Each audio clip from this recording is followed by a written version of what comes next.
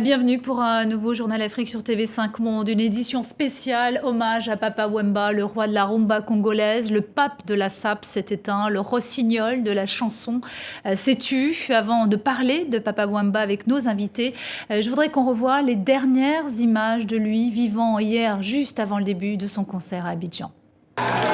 Bonjour Abidjan! Est-ce que vous êtes là?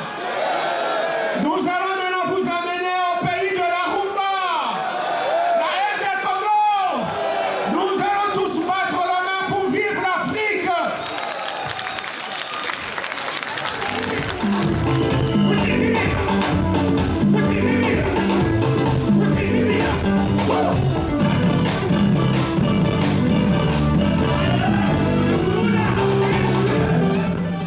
Alors pendant toutes ces spéciales, bien, nous allons revenir sur son œuvre, sa carrière, sa vie, avec nos invités. Amobé Mévégué, vous êtes journaliste, présentateur de l'émission Africanité sur TV5 Monde. Avec nous également Olivier Chimanga, musicien congolais. Vous êtes l'un des fils musicaux, spirituels de Papa Wemba. Avec nous également Chiblim Sadié, vous êtes musicien comorien, mais vous êtes aussi l'un des producteurs de Papa Wemba. Il était donc 5h30 du matin sur la scène du FEMEA à Abidjan, le festival des musiques urbaines d'Anoumabo. Lorsque Papa Wemba est tombé, les secours sont intervenus très vite, mais Papa Wemba s'est éteint un peu plus tard à l'hôpital. C'est donc la gorge nouée qu'Assalfo, le promoteur du festival des musiques urbaines, a annoncé la mort de Papa Wemba. On l'écoute. C'est avec une profonde tristesse que le commissariat général du FEMEA vous annonce le décès de l'artiste congolais Papa Wemba, survenu suite à un malaise sur la scène du festival des musiques urbaines d'Anoumabo. Le commissariat général présente ses condoléances à la famille et au monde de la culture. Amobé Mévégué, le choc, la tristesse, la sidération aussi. Tout ça en même temps, l'onde de choc est considérable. Papa Wemba, c'était une figure emblématique pour tout le continent africain. Ça part bien sûr de son Congo natal, mais ça va, je me souviens des rendez-vous avec Brenda Fassi en Afrique du Sud. C'est quelqu'un qui a porté l'excellence africaine hors des frontières du continent, dans toute l'Europe, au début des années 80, fin des années 70, ici en France, jusqu'au Japon, aux États-Unis, les tournées Peter Gabriel. La perte est incommensurable et surtout ce que je dirais, c'est que c'était le chaînon manquant entre toutes les générations d'une musique qui a, depuis les Wendo, en passant par les Kabasele, les Franco, c'était lui, le chaînon manquant et le passeur jusqu'à la nouvelle génération qu'incarne avec majesté Olivier Chimanga. Olivier Chimanga, vous avez perdu un peu votre papa de la musique, de la chanson, vous avez la gorge nouée. Oui, bien sûr. C'est une journée difficile pour vous. Très difficile. Depuis ce matin, je ne faisais que pleurer le matin comme un enfant. Mais je me suis ressaisi, mais bon, j'ai perdu un père, j'ai perdu un mentor, j'ai perdu un monument, un ami, surtout on rigolait tout le temps. Et c'est tout un patrimoine qui vient de tomber. Bon, comme on dit, les génies ne meurent jamais, mais ils se reposent. Papa Wemba se repose et ses œuvres vont rester à jamais dans nos cœurs et dans nos esprits. Chiblim Sadi, Papa Wemba avait 67 ans. Il a fait un malaise. Beaucoup de fans aujourd'hui se demandent de quoi il est mort. Un journaliste affirme qu'il l'a interviewé juste un peu avant son concert, qu'il avait l'air fatigué, qu'il buvait beaucoup d'eau. Vous pouvez nous en dire un petit peu plus, vous qui étiez l'un de ses producteurs? Moi, je l'ai eu 2 jours avant de partir à Abidjan. Je l'ai appelé à Kin, parce que quand je suis revenu des Comores, on m'a dit qu'il était un peu fatigué, donc je l'ai appelé, il m'a dit non, ça va, c'était le palu, je vais très bien. Et puis comme on a des projets, il m'a demandé de continuer. Il m'a dit, voilà, j'ai déjà enregistré l'autre titre, donc maintenant il faut que tu continues l'autre titre. C'est comme ça que... et puis j'ai pas, dans sa voix, je n'ai pas entendu la fatigue. Et puis là, quand on voit Papa Wemba sur scène, il était en forme. Donc bon, c'est... Cela dit, il n'avait pas commencé par sa chanson... par la cappella. Oui, c'est vrai que moi j'ai posé la question. Pas aussi en forme voilà, que ça. J'ai posé la question parce que je connais Papa Wemba très très bien. Ça fait 16 ans qu'on travaille ensemble. Olivier peut témoigner. Papa Wemba, il commence toujours par a cappella. Il commence toujours par cette chanson. Il est l'un des rares artistes qui avait tellement confiance à sa voix qu'il pouvait affronter. Moi, je l'ai vu au Stade de Martyrs avec 70 000 personnes. Non, mais puis surtout, c'est la décontraction. Papa Wemba, c'est un gentleman, c'est-à-dire que c'est l'humilité. Quand on atteint cette stature, d'être vraiment, on pèse nos mots, c'est l'icône de tout le continent, c'est lui qui rallie vraiment toutes les... Je pense que même ses homologues, tels que Youssou N'Dour et quelques autres, considèrent que c'était vraiment lui qui tenait le sceptre de la musique africaine aujourd'hui. Et ce qui est absolument incroyable, c'est que dans l'une de ses dernières interviews, il avait confié que son rêve, en fait, c'était de mourir sur scène. Alors, Papa Wemba avait 67 ans. Jules Chongu Wembadio Peneki Kumba, de son vrai nom, était né dans la province du Kasaï, mais il avait grandi dans le quartier de Matongé de Kinshasa. Il y avait toujours une maison et il revenait régulièrement. Le quartier de Matongé est devenu aujourd'hui, bien sûr, un lieu de pèlerinage à Mevalou. Fidèle à sa réputation, c'est en musique que Matongé pleure l'enfant du quartier. Dès l'annonce de sa disparition, fans et amis d'enfance de Papa Wemba ont envahi maquis et terrasses, où les chansons de l'icône nationale tournent en boucle. Cette nouvelle est tombée comme la foudre à mes oreilles. Nous sommes émotionnés. Nous manquons de mots. Nous pensions qu'il s'agissait d'un poisson d'avril. Et il est tombé arme à la main sur un champ de bataille, la Seine. Roi de la rumba congolaise et pape de la SAP Made in Kinshasa, les sapeurs sont bien sûr là et rendent hommage à leur façon à l'artiste disparu.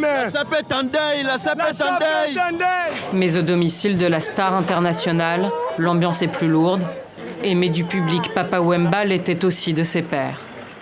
C'est une catastrophe. Papa Wemba... Personne ne pouvait s'imaginer que Papa Wemba pouvait mourir un jour. Mais nous savons tous que l'homme finit toujours par mourir. Je ne sais pas comment nous allons combler cette perte. Avec cette disparition, la musique congolaise perd toute sa valeur. À l'intérieur, je suis en 1000 morceaux. Papa Wemba est mort en terre africaine, dont il était sans doute l'un des plus talentueux ambassadeurs. Mais tous ici attendent avec impatience le rapatriement de sa dépouille. Amobé Meveke, on a une question d'un fan de la page Facebook qui nous dit en fait Papa Wemba avait popularisé la rumba congolaise même jusqu'au Japon. C'était quoi son secret? Quel était le secret?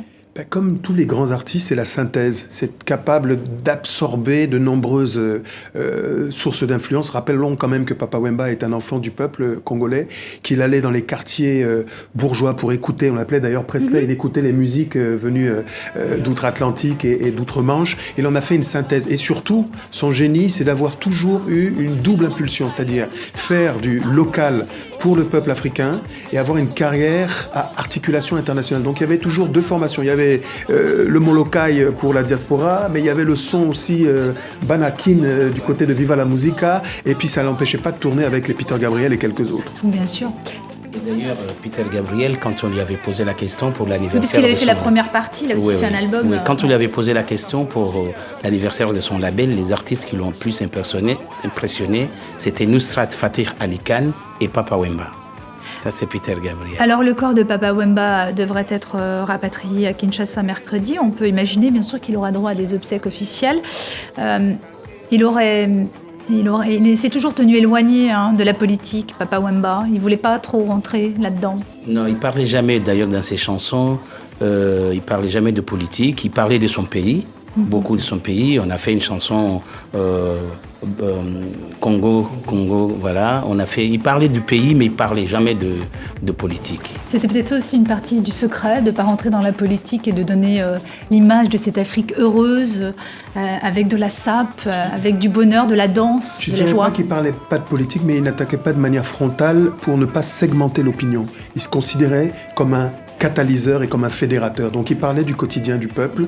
Et lorsqu'on parle des Chégués, qu'aujourd'hui certains appellent les enfants sorciers, c'est aussi un regard jeté sur les enfants que la société africaine a laissé de côté. Alors Amobé, vous allez être obligé de nous quitter, vous avez des obligations. Et bien écoutez, nous vous souhaitons bonne route. Merci. En attendant, quel plus bel hommage que de réécouter la musique de Papa Wemba. Je vous propose tout de suite d'entendre quelques-uns de ses tubes et on se retrouve juste après.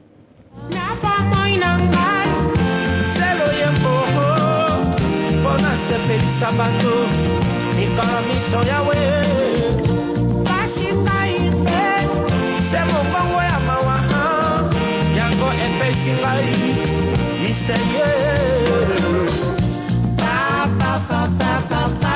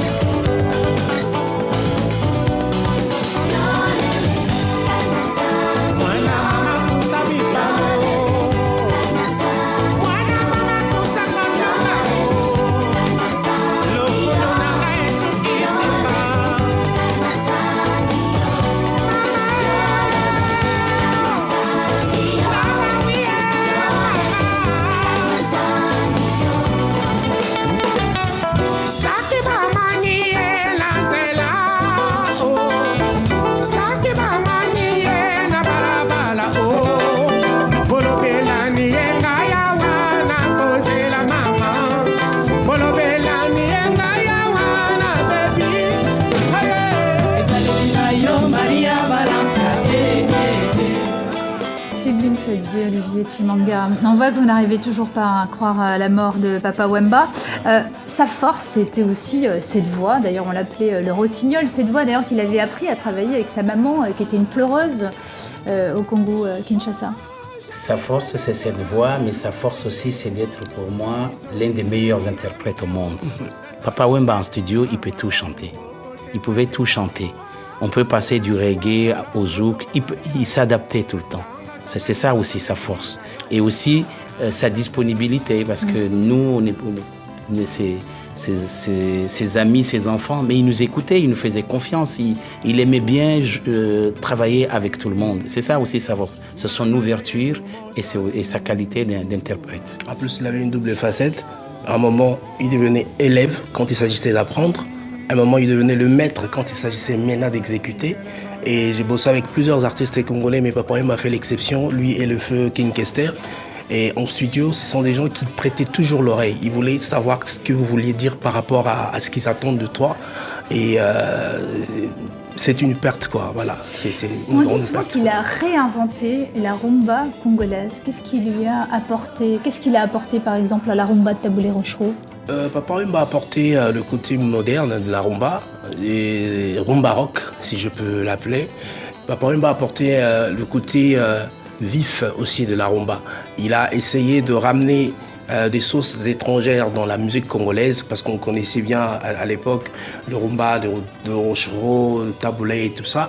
Mais Papa Wemba a rajouté une sauce particulière, c'est-à-dire la manière de faire, la manière de chanter, les arrangements. Il a su pousser un peu les arrangements entre loin en invitant plusieurs compositeurs. C'était ça aussi sa force en fait. Et il prenait des compositeurs de gauche à droite, des musiques de gauche à droite. Et il se disait pas, voilà, je suis Papa Wemba, je reste moi. Oui, d'ailleurs, il avait repris Fafafa de Tis Redding. On voit qu'il était absolument sans frontières. Voilà. Alors, toute la journée, les hommages se sont multipliés. On va écouter l'un de ces témoignages, celui de Patrick Bébé, qui garde un souvenir très, très fort de Papa Wemba et qui nous raconte un moment très touchant de sa vie. C'est la perte d'un ami. On était très proches, on a travaillé ensemble quand même pendant une grosse vingtaine d'années. Et quelqu'un de très respectueux et de très, très imprévisible aussi, dans toutes sortes de décisions. Mais quelqu'un avec un grand cœur qui moi personnellement, ça me rappelle effectivement le jour où il a demandé au public de faire une minute de silence parce que mon père était décédé une semaine auparavant. Et il fait ça comme ça, au milieu de son concert. Alors que je connais personne qui peut briser l'ambiance d'un concert parce qu'il veut faire respecter une minute de silence pour un ami qui est décédé. Ça, personne à part Papa Wemba. Et autre réaction, celle du musicien camerounais Manu Dibango qui perd un compagnon de route, on l'écoute. Je perds quand même un grand ami. Je perds un compagnon de route avec qui j'ai travaillé beaucoup, que ce soit sur scène, que ce soit en disque, que ce soit à la radio, que ce soit à la télévision. On a fait un bout de chemin ensemble. Je suis très peiné, forcément. Et j'ai une forte pensée pour sa famille. Alors, il y a une chose qui revient souvent, c'est aussi la générosité de Papa Wemba. Vous, Olivier Chimanga, il a toujours été de bons conseils, plein de conseils. D'ailleurs, à la limite, c'est même cette générosité-là, peut-être, qui l'avait amené à avoir des problèmes avec la justice pour des affaires de faux visa. C'était en l'an 2000. Il avait d'ailleurs purgé une peine de prison. C'était quelqu'un de très généreux, qui faisait beaucoup pour les autres, pour la communauté belge, de Belgique, partout. Ouais.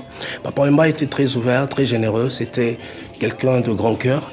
Et moi, je dirais même par rapport à moi, c'est quelqu'un qui m'a ouvert son cœur par rapport à la toute première collaboration que j'ai fait avec Papa, c'était dans Pénitence.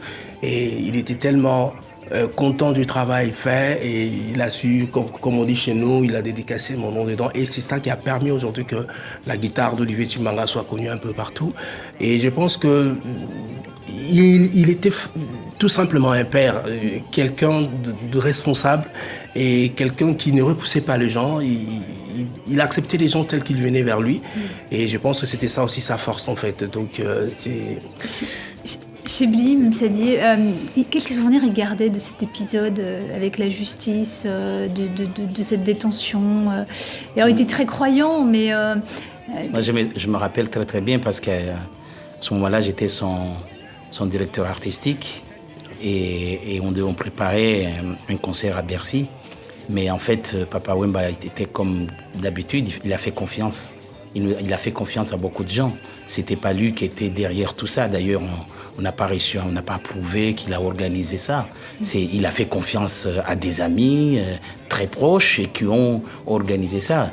Mais c'est ça, Papa Wemba. Il pouvait nous faire confiance à Olivier et moi. Quand je vois la réaction de Manu, je pense que lui aussi il est triste parce que la dernière fois que j'ai vu Manu, c'est papa qui m'a dit de l'appeler pour qu'il vienne écouter ce qu'il a fait. C'était ça, Papa Wemba.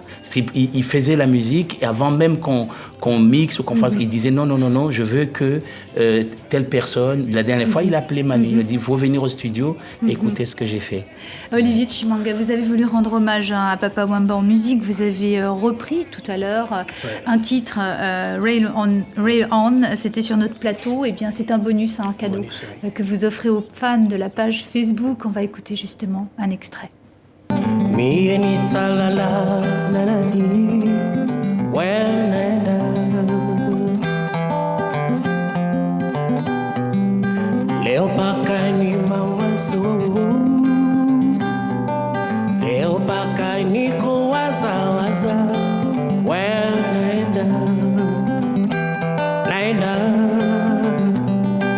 Kama ile njia yako henda,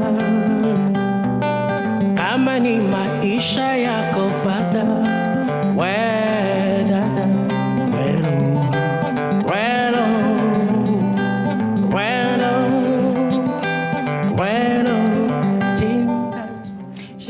on a bien compris, il était très très proche des autres musiciens. En fait, sa vie, c'était la musique. Il passait son temps à créer, composer, monter sur scène. Chaque musicien, il dit toujours, moi je fais que ça, mais lui c'était ça. Papa Wemba n'a jamais pensé à faire autre chose que la musique. Il voulait être journaliste. Il avait même promis à sa femme, d'ailleurs, de ne faire que quelques années de carrière musicale et de se consacrer ensuite au journalisme. Il voulait faire ça, mais en fait, à chaque fois, il revenait. Moi, je lui avais proposé plusieurs choses, parce qu'il a beaucoup de talent, il est ouvert. Je lui avais parlé d'un musée, on avait ce projet de faire un musée pas de la SAP, mais de la culture de la SAP. Voilà, justement, ça tombe bien. Et il disait, on va le faire, mais finis d'abord l'album. Alors justement, on va regarder une image de Papa Wemba, le sapeur, le pape de la SAP, la Société des ambianceurs et des personnes élégantes. On revoit cette image de lui. En mars, il avait pris part au festival de la SAP au féminin. C'était à Brazzaville. Papa Wemba, il s'était un petit peu essayé aussi au métier d'acteur. Dans Kinshasa Kid. Oui, il avait joué dans un autre film ici, c'était La vie est belle. La vie est belle aussi, La vie est belle aussi, La vie est belle, oui. C'était un acteur, parce que d'abord, c'était quelqu'un de très élégant. Vous regardez bien Papa Wemba, tout ce qu'il mettait, ça allait très bien, toujours acteur, bien. Comédien aussi. Voilà. Parce qu'à chaque fois qu'on se voyait avec Papa Wemba en studio, il me disait toujours Olivier Chimanga, essaie de me faire la voix de Madilo, quoi. Et quand je fais cette voix-là, il tombait par terre, il rigolait, mais pas possible. Donc j'ai des souvenirs avec lui, même la première fois quand il m'a appelé pour jouer dans Pénitence. Mais tu es où là, quoi? Il y a une chanson ici, là, il faut que tu. Oh, tétanisa, on karato les gars, quoi. Moi, je dis, bon, papa, on est l'argent. Yakakaka, dans fouta yakakaka. Alors écoutez, c'est sur ces mots justement et ces très jolies imitations que vous faites de Papa Wemba que l'on va se séparer. Merci. Merci beaucoup à vous Olivier Chimanga, merci à vous Chebim Saddié d'être venu sur le plateau de TV5 Monde pour rendre donc cet hommage à Papa Wemba. Et c'est la fin de ce journal Afrique entièrement consacré donc à la mort de l'icône de la rumba congolaise. On va se quitter justement en musique avec un extrait d'un des derniers morceaux de Papa Wemba, un titre de son dernier album chanté avec Barbara Kaman. Excellente suite de programme sur TV5 Monde.